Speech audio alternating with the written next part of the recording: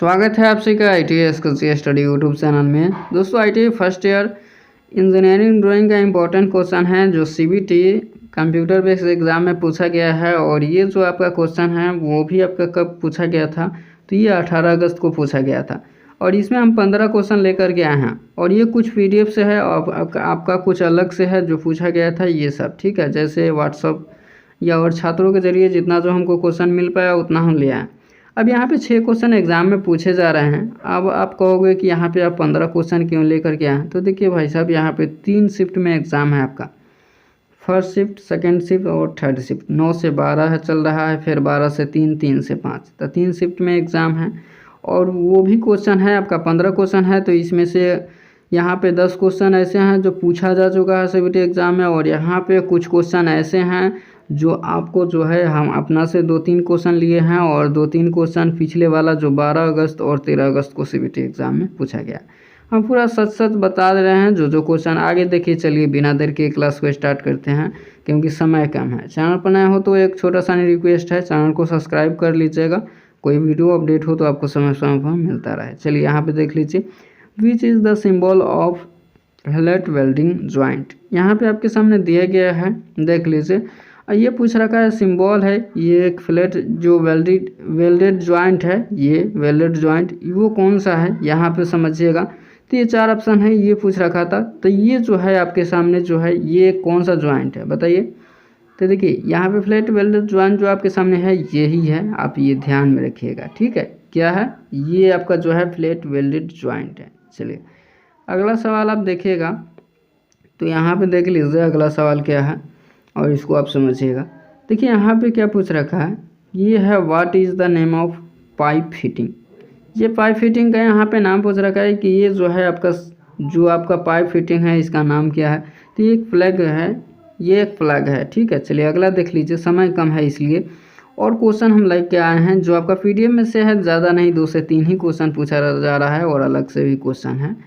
तो चलिए यहाँ पे देख लीजिए, यहाँ पे विच इज़ द यहाँ पे largest size of drawing sheet. यहाँ पे ड्राइंग शीट का सबसे बड़ा साइज कौन सा होता है, A0, A1, A2 या A4। तो आप ध्यान में रखिएगा जो आपका ड्राइंग शीट का जो बड़ा साइज होता है A0 होता है, ठीक है। और सबका एक कोड दिया रहता है, वो आप याद कर लीजिएगा। और ये तो 12 अगस्त को पूछा गया था, देख लीजिए यहाँ पे which is figure is hexagon. यहाँ पे हेक्सागोन का यहाँ पे फिगर कौन सा है बताइए। तो आप लोग ये ध्यान में रखिएगा, ये 12 अगस्त को पूछा गया था। आगे देख लीजिए, और यहाँ पे देखिए ये क्वेश्चन पूछा गया था एल्बो 13 अगस्त को, विच इज एल्बो। यहाँ पे एल्बो का है, बट ये जो एल्बो का है कौन होगा। जैसे कि आपके कोई जैसे घर बनता है तो आप पाइप देते हो, या कहाँ पे पाइप होता है, जैसे कि यहाँ पे एक रूम है, ठीक है, और हम छत पर से एक पाइप दे रहे हैं, तो और एक पाइप ऐसे होगा, तो इसको घुमाने के लिए जो हमको लगेगा पाइप उसी को हम एल्बो बोलते हैं, ठीक है। एल्बो आपके सामने यही है एल्बो का, देख लीजिए ये घुमाने वाला। चलिए अगला देख लीजिए, ये है आपके सामने एक नेम ऑफ सिंबल। ये सेकेंड ईयर में पूछा जाता है अधिकतर, और ये फर्स्ट ईयर में नहीं, ये सेकेंड ईयर का है। चलिए अगला तो ये जो है देख लीजिए नेम ऑफ सिंबल UJT का है, ये फर्स्ट ईयर के हम दिखा रहे हैं, तो सेकेंड ईयर का एक क्वेश्चन था। चलिए अगला देख लीजिए, अब आता है आपका और भी इम्पोर्टेंट सवाल जो आपको जानना बहुत ज़रूरी है। निम्नलिखित में से ड्राइंग शीट का आकार व रूप बनते हैं। देखिए आपका जो ड्राइंग शीट होता है, देखिए पहली बात ये है कि अब आपका CBT कंप्यूटर बेस्ड एग्ज़ाम हो रहा है, CBT कंप्यूटर बेस्ड एग्ज़ाम हो रहा है ड्राइंग का। बट पहले होता था यहाँ पे एक ड्राइंग शीट दे दिया जाता था, अब इसमें आपको लिखना है, ठीक है। इधर से 20 mm छोड़ के, इधर से 10 mm छोड़ के, इधर सब छोड़ के, उसके बाद इसमें बनाना पड़ता था और सबमिट करना पड़ता था, उसके बाद आपको नंबर मिलता था। लेकिन अब CBT एग्ज़ाम है, तो अब जो CBT एग्ज़ाम में वही ड्राइंग शीट से जो क्वेश्चन बनेंगे और अदर से वो आपको पूछा जाएगा। निम्नलिखित में से किसमें ड्राइंग शीट का सही आकार व रूप बनते हैं। यहाँ पे आइसोमेट्रिक व्यू, ऑब्लिक व्यू, या ऑर्थोग्राफिक व्यू, या पर्सपेक्टिव व्यू बताइए। यहाँ पे पर्सपेक्टिव व्यू है, तो यहाँ पे 4 ऑप्शन हैं। और ये जो आपका ड्राइंग शीट का जो सही आकार होता है और रूप बनता है वो किस में बनता है, तो आप ये ध्यान में रखिएगा ऑर्थोग्राफिक व्यू में जो आपका ड्राइंग का शीट जो है ड्राइंग का सही आकार बन जाता है ऑर्थोग्राफिक व्यू। अगला क्वेश्चन, ज़्यादा समय नहीं। और यहाँ प्रोजेक्शन आप लोगों ने पढ़ा होगा अच्छे तरीके से फर्स्ट ईयर में, यदि पढ़ा है तो यहाँ पे बहुत अच्छा है, ऐसे भी हम पढ़ाए हुए हैं। सेकेंड ईयर में तो और भी हम अच्छे तरीके से पढ़ाए हुए हैं। ऑर्थोग्राफिक प्रोजेक्शन है एक आयामी, द्विआयामी, त्रिआयामी या त्रिआयामी है या उपयोग कोई नहीं। देखिए ऑर्थोग्राफिक कौन सा होगा, यहाँ पे ऑर्थोग्राफिक दिया गया है तो यहाँ पे आपको नाम बताना है कौन सा होगा, एक आयामी, द्विआयामी या त्रिआयामी है या कौन। तो ऑर्थोग्राफिक जो होता है द्विआयामी होता है, ध्यान में रखिएगा। चलिए अगला है आइसोमेट्रिक व्यू है। आइसोमेट्रिक 2D 3D से या 4D से इंगित करते हैं या 1D। कौन है आयामी, यहाँ पे आइसोमेट्रिक व्यू बताइए। तो आइसोमेट्रिक व्यू को हम क्या बोलते हैं, 3D, ठीक है, थर्ड एंगल प्रोजेक्शन, ऐसे 3D हम बोलते हैं, ध्यान में रखिएगा।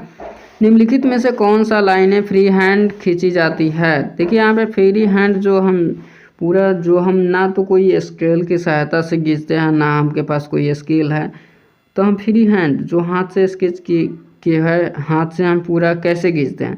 तो यहाँ पे निम्नलिखित में कौन सा इनमें फ्री हैंड खींची जाती है। तो यहाँ पे सेंट्रल लाइन है, ब्रेक लाइन है या ऑब्जेक्ट लाइन है या प्रोजेक्शन लाइन है। तो 4 ऑप्शन हैं। और जो हम फ्री हैंड लिखते हैं, जैसे पूरा फ्री हैंड जो है हम खींचते हैं, तो कौन सा लाइनिंग होती है। ऑप्शन 4 है सेंट्रल लाइन। ध्यान में रखिएगा, ये जो आपका ब्रेक लाइन होती है वो फ्री हैंड स्केच से खींचा जाता है। कभी कभी पहले फ्री हैंड स्केच बनाने के लिए यहाँ पे दिया जाता था, अब CBT एग्ज़ाम हो रहा है तो कंप्यूटर पर नहीं बना पाइएगा। चलिए, छुपी लाइन को दिखाने के लिए यह एक लाइन प्रयोग में लाई जाती है। देखिए जो छुपा हुआ लाइन होता है, इंजीनियरिंग ड्राइंग में जब शीट बनाना होता था और जो ड्राइंग बनाना होता था उसमें छुपे हुए लाइन को दर्शाते थे। जैसे एक प्रोजेक्शन है और प्रोजेक्शन को हम छुपे हुए लाइन के ओर दर्शाते थे, वो कैसा होता था। तो बटन लाइन या डेक्सेट लाइन या सेंटर लाइन या हैचिंग लाइन, ये है, तो आपको बताना है। तो छुपे हुए लाइन को हम दिखाने के लिए किसका हम उपयोग करते थे, तो ये आप ध्यान में रखिएगा, सेंट्रल लाइन। सेंट्रल लाइन का जो हम उपयोग करते हैं छुपे हुए भाग को दर्शाने के लिए, ठीक है, सेंट्रल लाइन ऐसे। अगला देख लीजिए, प्रिज्म का पिरामिड के नाम से कैसे रखे जाते हैं। देखिए प्रिज्म और पिरामिड के नाम कैसे रखे जाते हैं, कैसे रखते हैं। प्रिज्म है और पिरामिड का जो हम नामकरण है वो हम कैसे करते हैं, आधार के आकार के अनुसार या फेस के आकार के अनुसार या ये भी दोनों या कोई नहीं। ध्यान में रखिएगा, जो आपका ये प्रिज्म और पिरामिड दोनों जो है उसका नामकरण हम करते हैं यहाँ पे आधार के आकार के अनुसार और फेस के आकार के अनुसार, ठीक है। इन दोनों के ऊपर हम नामकरण नहीं, इन दोनों के नहीं, आधार के आकार पर हम नामकरण करते हैं, सॉरी, फेस के आधार पर हम नहीं करते हैं, आधार के आकार के अनुसार हम नामकरण करते हैं, ठीक है। चलिए ये आप ध्यान में रखिएगा। अगला देख लीजिए, यहाँ पे अगला देख लीजिए, चलिए यहाँ पे समकोण त्रिभुज का एक कोण है 50 डिग्री का कोण है, दूसरे कोण मान सकते हैं कितना होगा। देखिए समकोण जो होता है परफेक्ट होता है 90 डिग्री। पहला कोण आपका 50 डिग्री है तो दूसरा कोण ऑटोमेटिक होगा 50 माइनस, यहाँ पे 90 माइनस 50 होगा, ठीक है। इसको काटिए तो आपका 40 डिग्री। ध्यान में रखिएगा कौन सा होगा 40 डिग्री, आपका यही होगा 40 डिग्री। समय नाम कम है, समय आपके पास, इसलिए जल्द से जल्द आपका एग्ज़ाम है, यदि अभी बचल है नहीं दिए हैं तो आप यहाँ पे फटाफट तैयारी कीजिए। और जो रिपीट भी हो रहे हैं सवाल, इन आकृतियों के विकर्ण असमान होते हैं। देखिए कौन सी वो आकृति है जिसका विकर्ण समान होता है। विकर्ण की बात करें तो जैसे एक वर्ग है, देख लीजिए, और एक आयत है, ठीक है। पहले ये वर्ग के समझ लीजिए, वर्ग का जो विकर्ण होता है आपके सामने, ये जो आपके सामने विकर्ण है ये वर्ग का विकर्ण है, ये विकर्ण कहते हैं।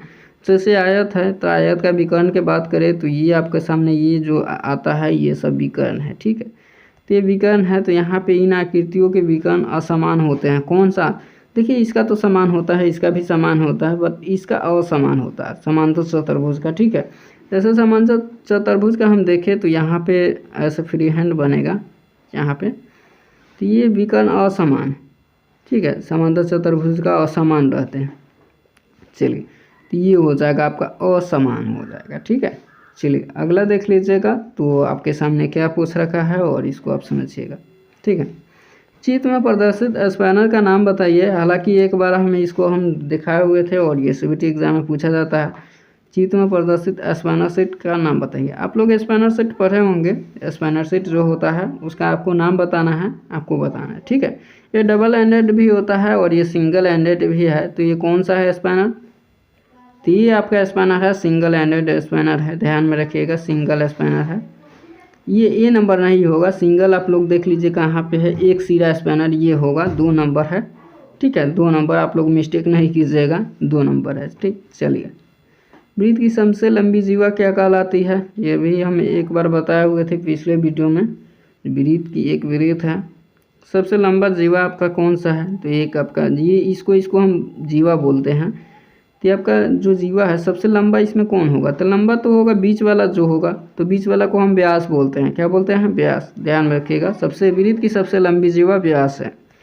चलिए, देखिए हम जल्द से जल्द पढ़ा रहे हैं, आप लोग समझिएगा, ध्यान दीजिएगा, ध्यान इस पर से हटाइएगा नहीं। और वीडियो अच्छा लगता है तो प्लीज़ सब्सक्राइब कर लीजिएगा ताकि अगला वीडियो अपडेट, सब्सक्राइब करने में आपका कुछ नहीं जाएगा, बट आप आईटी के छात्र हैं तो आगे कुछ इन्फॉर्मेशन हो या अपडेट आप आए तो आपको समय समय पर मिलता रहे, ताकि आप कोई अपडेट हो या इन्फॉर्मेशन तो आप मिस ना करो। नट बोल्ट किस प्रकार का फास्टन है? कौन सा फास्टन है इनमें? कोई अस्थायी फास्टन या अस्थायी फास्टन या अर्ध अस्थायी फास्टन? तो नट बोल्ट जो है एक अस्थायी फास्टन है, ठीक है, ध्यान में रखिएगा। चलिए, अस्थायी फास्टन है। चलिए, चित्र में प्रदर्शित बहुभुज बनाने का कौन सा विधि दर्शाया गया है? ये बहुभुज बनाने का एक विधि है। ये कौन सा विधि दर्शाया गया है? बट ये हाफ वृत्त है, ठीक है, ये अर्धवृत्ताकार यहाँ पे है। तो ये जो अर्धवृत्त क्या है? तो ये अर्धवृत्ताकार बहुभुज का विधि है, ठीक है। तो यहाँ पे देख लीजिए अर्धवृत्ताकार, ये है अर्धवृत्ताकार विधि, ये ध्यान में रखिएगा, अर्धवृत्ताकार विधि। तो डियर, फाइनली जो है 15 क्वेश्चन आपका पूरे हो चुके हैं। आशा करता हूँ जितना जो क्वेश्चन है आपको समझ में आया होगा और जो सीबीटी एग्ज़ाम है उसमें आपको हेल्प मिलेगा। जो ऐसे क्वेश्चन रिपीट कर रहे हैं यहाँ पे, तो क्वेश्चन यहाँ पे आपको टकर सकते हैं और मिल भी सकते हैं, जो आपको यहाँ पे फ़ायदा मिलेगा। आशा करता हूँ जितना क्वेश्चन है फ़ायदा होगा और आगे सीबीटी एग्ज़ाम के लिए। तो वीडियो अच्छा लगा है तो एक लाइक कीजिएगा, चैनल पर नए हो तो सब्सक्राइब करना ना भूलिएगा। और टेलीग्राम चैनल जो है ITI SKG स्टडी ज़रूर ज्वाइन कीजिए, ताकि अगला वीडियो हो, अपडेट हो, आपको मिलता है। और एक ITI के आप छात्र हैं तो आगे चल के आपको जॉब इंटरव्यू, कोई आगे चल के जॉब ही ना चाहिए आपको, तो ये सब आपको ज़रूरत होगा, तो कोई अपडेट आए जल्द से जल्द इन्फॉर्मेशन है लाइफ के लिए तो आपको हम इन्फॉर्म करते रहेंगे समय समय पर। तो सब्सक्राइब कर लीजिएगा तो वीडियो आपके लग पहुँचता रहेगा, ठीक है। चलिए, मिलते हैं नेक्स्ट वीडियो में। वीडियो अंत देखने के लिए तहे दिल से धन्यवाद।